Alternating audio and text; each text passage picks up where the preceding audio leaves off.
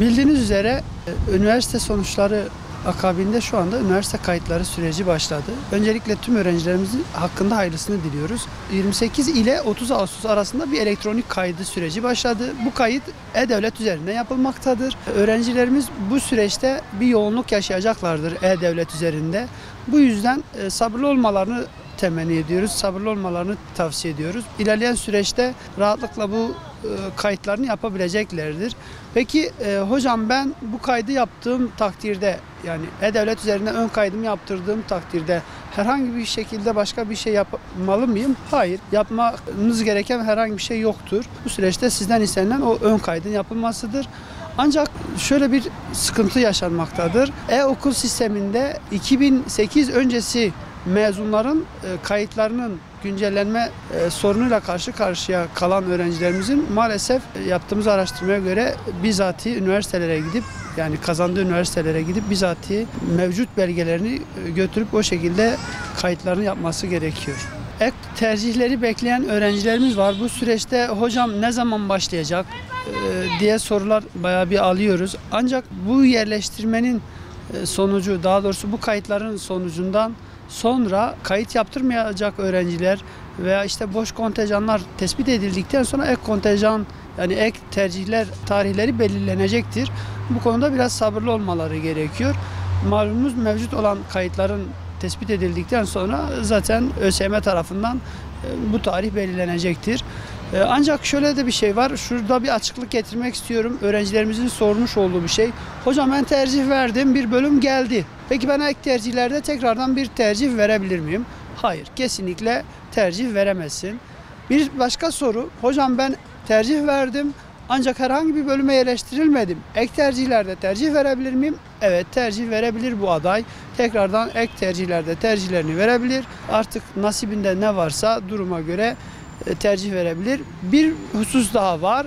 Ek tercihlerde kesinlikle hocam benim başarı sıralamam bir başka öğrenci arkadaşıma göre daha iyi ama neden ben değil de diğer arkadaş vesaire, böyle bir kıyaslama söz konusu oluyor. Kesinlikle üzerine basa basa ifade ettiğimiz bir ibare, cümle: ek tercihlerde aday kendisi tamamen puanına göre, evet puanına göre tercih verecektir ve puanının üstünde olan herhangi bir bölümü zaten sistem otomatikman kabul etmeyecektir.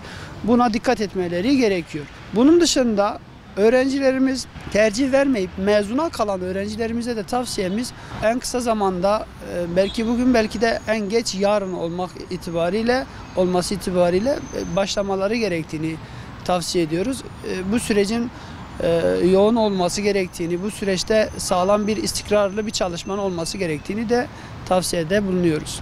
Şimdi bu süreçte velilerimizin öğrencilerimize olan yaklaşımlarını göz önünde bulundurduğumuzda bu işin tamamen bir nasip olması gerektiğini, yani nasipten öteye gidilmeyeceğini, bu nasibinde varsa ama bu nasibin de tamamen yıl içerisinde özellikle de mezuna kalan öğrencilerimizin veya şu anda 12. sınıfa geçen öğrencilerimize tavsiye ettiğimiz süreç, bu süreci iyi değerlendirirlerse, eğer çalışmalarının gerçekten hakkını verirlerse mutlaka güzel bir bölümlere yerleşebileceklerini tavsiyede bulunuyoruz. Bunun müjdesini veriyoruz. Ancak şimdi şöyle bir şey var. Bu yıl içerisinde baktığımızda bayağı bir yığılmanın olduğunu gözlemledik. Öğrencilerimizin birçoğu yerleşti ama bazı öğrencilerimizin de maalesef açıkta kaldığını gözlemledik.